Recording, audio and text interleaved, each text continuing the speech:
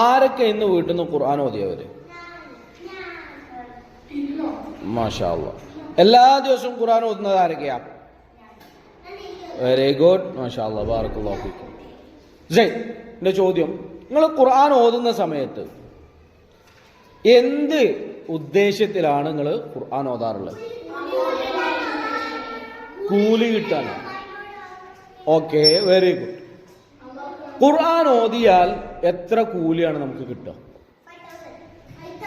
5000. 5000ന്റെ മേലെ.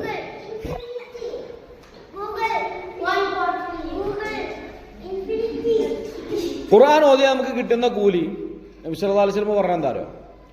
അലിഫ് ലാം മീം എന്നുള്ളത് ഒരക്ഷരല്ല.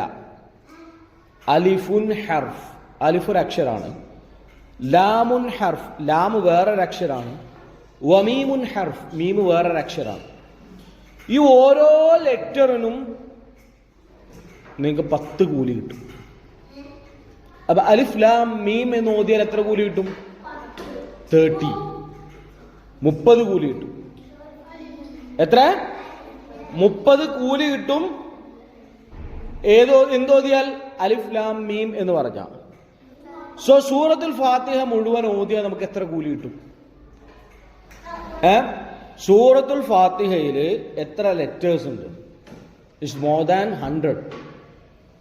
100-ലധികം, ഏകദേശം 130ഓളം ലെറ്റേഴ്സ് സൂറത്തുൽ ഫാത്തിഹയിലുണ്ട്. അപ്പൊ നമ്മൾ ഓതുന്ന സമയത്ത് നമ്മൾ അള്ളാഹിന്റെ അടുത്ത് നിന്ന് കൂലി കിട്ടണം എന്ന ഉദ്ദേശത്തോടു കൂടി ഓതുകയാണെങ്കിൽ സൂറത്തുൽ ഫാത്തിഹ ഓതിയാൽ തന്നെ നമുക്ക് എത്ര കൂലി കിട്ടും? More than 1000. 1000-ലധികം കൂലി കിട്ടും സൂറത്തുൽ ഫാത്തിഹ ഓതിയാൽ മാത്രം. അപ്പൊ 4 റക്അത്തുള്ള ഒരു നിസ്കാരം നമ്മൾ നിസ്കരിക്കുമ്പോൾ ഓരോ റക്അത്തിലും സൂറത്തുൽ ഫാത്തിഹ നമ്മൾ ഓതുന്നു.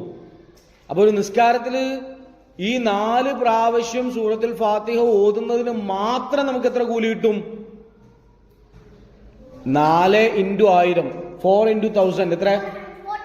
4000 പ്ലസ് കൂലി നമുക്ക് എവിടുന്ന് കിട്ടും?